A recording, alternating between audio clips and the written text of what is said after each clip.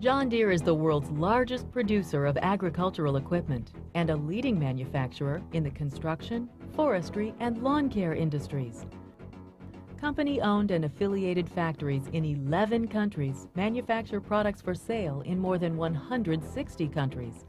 But the company is guided today, as it has been since 1837, by John Deere's personal commitment to product quality, customer service, and business integrity.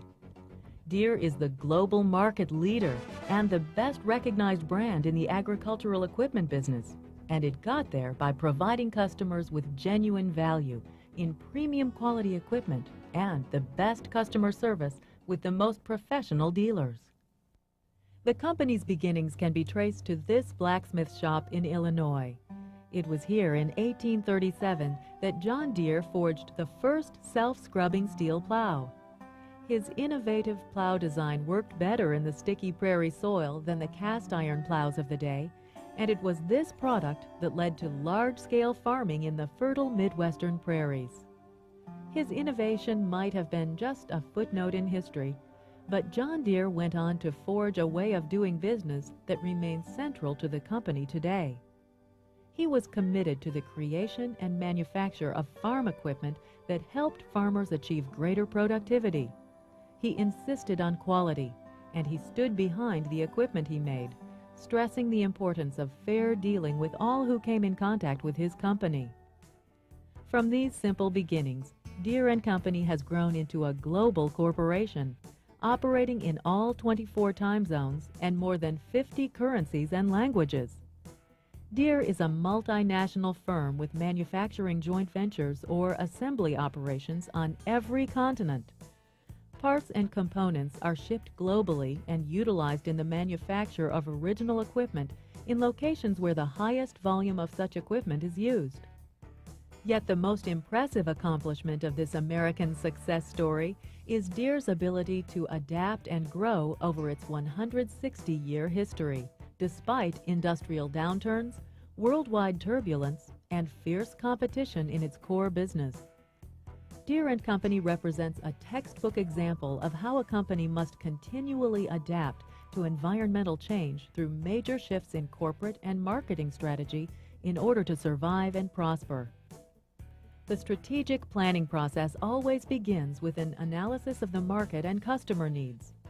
For Deere's core business, agricultural equipment, this means developing estimates of demand for farm machinery and parts worldwide and identifying customer needs for new technology, product improvements, and service.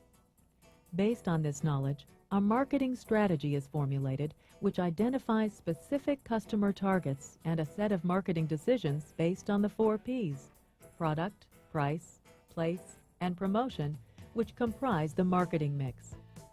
The marketing mix decisions are considered to be controllable variables under the control of marketing managers, in that price, product, place, and promotion strategies can be changed through decision processes within the organization. Environmental variables are not under the control of marketing decision makers and will constrain their choices with respect to marketing strategies. The optimal strategy choices are those which can achieve the objectives of the firm, take advantage of the organization's resource strengths, and reflect adaptation to important environments, the political and legal environments, the competitive environment, and the socio-cultural environment. The essence of strategic planning is to make decisions which build upon the organization's strengths, mitigate its weaknesses, capitalize on market opportunities, and reduce exposure to environmental threats. To do this, organizations conduct a SWOT analysis, which provides the information upon which sound marketing decisions can be made. Deere & Company demonstrated its ability to adapt and survive adverse economic and political environmental changes throughout the 80s. After a period of record sales and profits in the 70s, the favorable economic and political environments for Deere's core business, agricultural equipment, abruptly changed, presenting Deere with a challenge just to survive.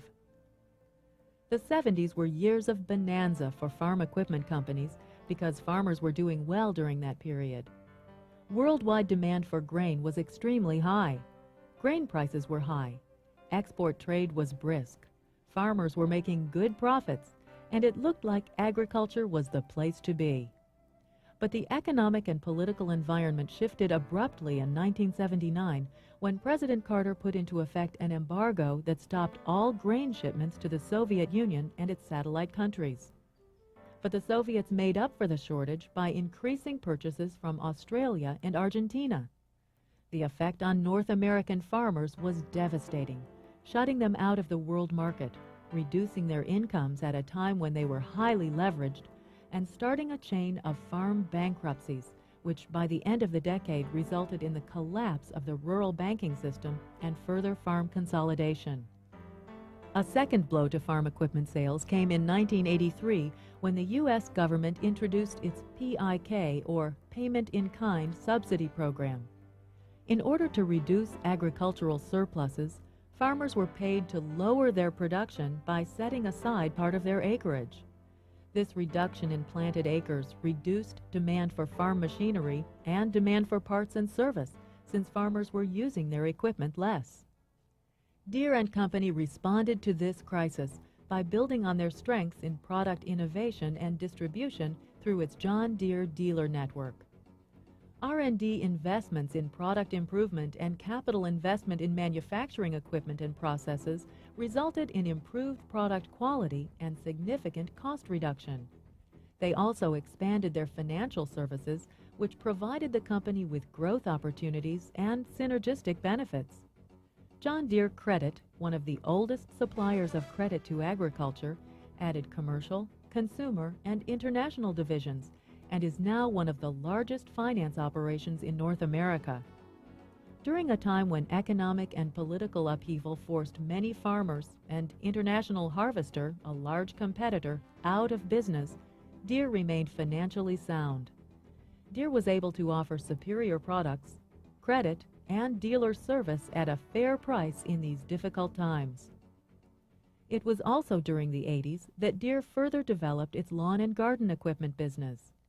Building on its reputation for quality agricultural equipment and a superior dealer network, Deere began to build its consumer business through product development and promotion. The ability to identify and respond to changes in the cultural and social environment has been a factor in the longevity and success of Deere & Company. In the century and a half since John Deere founded this company, America has changed from a largely rural economy where 90% of the population were involved in farming, to an urban society in which only 2% are involved in agriculture. One way the company adapted to this shift in demographics and lifestyle changes was by entering the lawn and grounds care business in the 1960s. By the 1990s, opportunities to grow this consumer business have become increasingly attractive. Significant shifts in demographic, cultural, and social forces have changed the market for lawn and gardening power equipment. These include an older but active population with increased interest in gardening as a hobby, dual-income families with more money but less time to landscape their yard, willingness to outsource lawn services to professionals, a quality and service-conscious consumer. Deere & Company has responded to this market opportunity. We began about 2 years ago with a commitment to doubling the size of the business in commercial and consumer products. We began building factories and putting new resources on board, including hiring people. Our primary goals are to grow the business, almost doubling our sales by the year 2000. Whether it's Iowa corn, California rice, or Louisiana cotton, John Deere knows a thing or two about harvesting. So for a change, we decided to have our engineers make something disappear. After all, somebody had to get mulching right. Introducing the Freedom Mulching System. While some may be impressed by its patents, we think you'll like the way it works, even on wet grass and leaves. Because although the problem was different, the name is still the same.